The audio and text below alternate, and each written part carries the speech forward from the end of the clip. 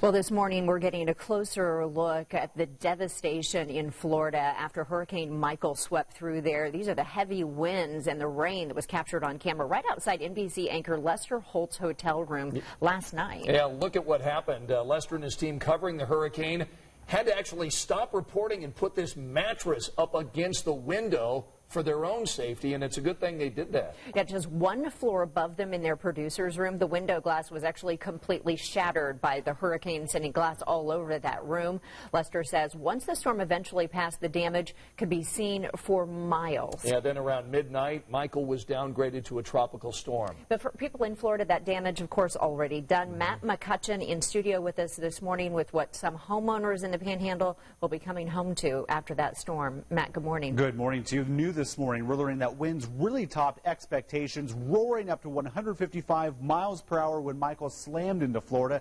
That storm already being blamed for 2 deaths, including an 11-year-old girl. Now a tropical storm this morning. It's hitting Georgia, but it's taking aim at North Carolina, South Carolina, and West Virginia in communities that are still battered from Hurricane Florence last month. And this morning, critical rescue teams right now are taking place in Florida, and power crews, we're learning, will be going street by street after so many communities there have had power lines snapped, leaving hundreds of thousands without power.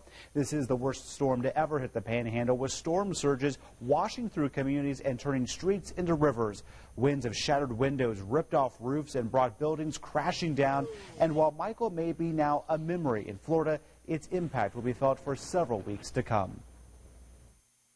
But still, it was enough to do the damage like you see right here. This is replicated across the county, and plus some of the roads that are underwater now, we don't know what kind of damage we're going to have when the water recedes. More of that will come to light today as emergency crews begin a full day of search and rescue missions. Thousands of power crews are also fanning out across the South to restore power. We're working to break down more on the Hoosier help involved. That's going to appear in just 30 minutes. Julia? All right, thanks so much. And help for people affected by Hurricane Michael pouring in really from across the country. Yeah, the devastation really hitting close to home for one local man who grew up in Panama City. You see, Rob Ecker lives in Liston, Indiana now, but he still has family and friends who tried to wait out the hurricane in the Florida Panhandle. Yeah, he said he really isn't sure of what's left of his home there that he knew, and that's why he's collecting donations, planning to drive down to Florida tomorrow. Everybody's really reaching out and embracing us and helping us out. We're collecting water, non-perishable food items, pet food, baby supplies, anything that anyone may need in case of an emergency. Now, at Channel 13, we're activating our WTHR Cares program to help those impacted by Hurricane Michael. So you can donate to the American Red Cross with just a call, a click, or even a text message. All the information there on your screen this morning. We also have this posted for you at WTHR.com/Michael. Well, Hurricane Michael was historic. It was the first Category 4 storm to ever make landfall on the Florida Panhandle. And it is the strongest storm to actually hit the U.S. in 50 years based on Michael's air pressure. Kelly Green is here with a breakdown of just how monumental this hurricane really was. Good morning, Kelly. Good morning, Scott and Julia. Yes, I want to take you back to yesterday afternoon when the National Hurricane Center confirmed that it was making landfall. You can see this is where the center of the eye is. That's when it officially makes landfall around 1:45 yesterday afternoon. When it hit the land, it is ranked by the pressure. So taking a look at these stats, absolutely incredible.